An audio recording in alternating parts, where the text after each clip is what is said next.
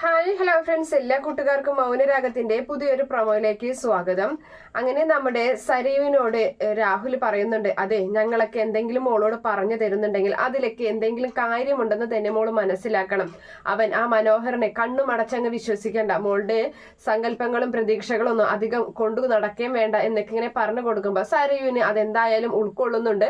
അതിനുശേഷമാണെങ്കിൽ നേരെ സരീവ് പോകുന്നത് നമ്മുടെ കിരണിന്റെ അരികിലേക്കാണ്. അങ്ങനെ കിരൺ കിടക്കുന്ന കിരണ് അവിടെ മറ്റാരുമില്ല. അപ്പൊ പറയുന്നുണ്ട് കിരണോടായിട്ട്, അതെ ഞാൻ ഇവിടേക്ക് വന്നതിന് ഒരു തെളിവുമില്ല, ഞാൻ ഇവിടെ വന്നത് ആരും അറിഞ്ഞിട്ടുമില്ല, അതുകൊണ്ട് തന്നെ നിന്നെ ഞാൻ കൊന്നിട്ടേ ഇവിടെ നിന്ന് പോകുള്ളൂ എന്ന് പറഞ്ഞ് ആ കഴുത്തിനങ്ങ് പിടിക്കുകയാണ്. എന്നിട്ട് പറയുന്നുണ്ട്, നീ തളർന്നു കിടക്കാണെങ്കിൽ നിന്റെ കഴുത്തിന് ഞരമ്പിനൊക്കെ എന്താടാ ബലം, നിന്നെ പോലുള്ള നീ വലിയ കരുത്തനാണെന്നല്ല നീ പറയാറ്, നിന്നെ പോലും 3-4 പേര് വന്നു കഴിഞ്ഞാൽ നീ ഒറ്റയടിക്ക് അവരൊക്കെ അടിച്ചിടും, അങ്ങനെയല്ലേ നീ പറയാറ്, എന്നാ നീ എന്നെ ഒന്ന് അടിക്കടാ എന്നും പറഞ്ഞിട്ട് ആ കഴുത്ത് പിടിച്ച് ഞെക്കി അവനെ കൊല്ലാൻ ശ്രമിക്കുകയാണ് നമ്മുടെ സരീവ് ചെയ്യുന്നത്. പക്ഷേ അപ്പോഴേക്കും നമ്മുടെ കിരൺ അവളുടെ കൈ ഇങ്ങനെ പിടിക്കുകയാണ്. കൈ പിടിക്കണ കാണുമ്പോൾ ആരാ തന്റെ കയ്യിൽ ഇങ്ങനെ പിടിച്ചത് എന്നുള്ള ഒരു ഞെട്ടലില് സരീവ് നോക്കുമ്പോൾ കിരൺ തന്നെയാണ് പിടിച്ചിട്ടുള്ളത്. അങ്ങനെ വല്ലാത്തൊരു ഷോക്കായി മാറുന്നുണ്ട്.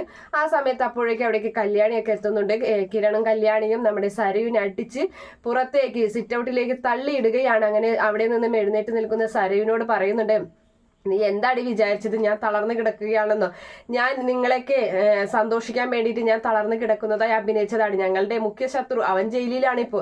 ഇനി നിന്റെ തകർച്ച ഉടനെ ഉണ്ടാവൂടി. നീ മനോഹർ എന്ന് പറയുന്ന നിന്റെ ഭർത്താവുണ്ടല്ലോ, നീ കൺകണ്ട ദൈവമായി കാണുന്നവൻ, അവനെ പറ്റിയുള്ള സത്യങ്ങൾ നീ അറിയുമ്പോൾ നീ എന്തായാലും ഉരുകി തീരാനാടി പോകുന്നത് എന്നൊക്കെ, അവന്റെ മരണം എന്തായാലും നിന്റെ കൈകൊണ്ട് തന്നെ ആയിരിക്കും എന്നുള്ള കാര്യങ്ങളൊക്കെ പറയണം. അപ്പൊ എല്ലാവരും ഇങ്ങനെ ഒരു കാര്യം പറയുമ്പോൾ തന്നെ നമ്മുടെ സരയു എന്തായാലും അവിടെ നിന്ന് നാണം കെട്ടി ഇറങ്ങിപ്പോരുകയാണ്. പക്ഷേ ഇവരൊക്കെ പറഞ്ഞ വാക്കുകളൊക്കെ അവളുടെ മനസ്സിന്റെ ഉള്ളിൽ അങ്ങനെ കിടക്കുകയാണ്.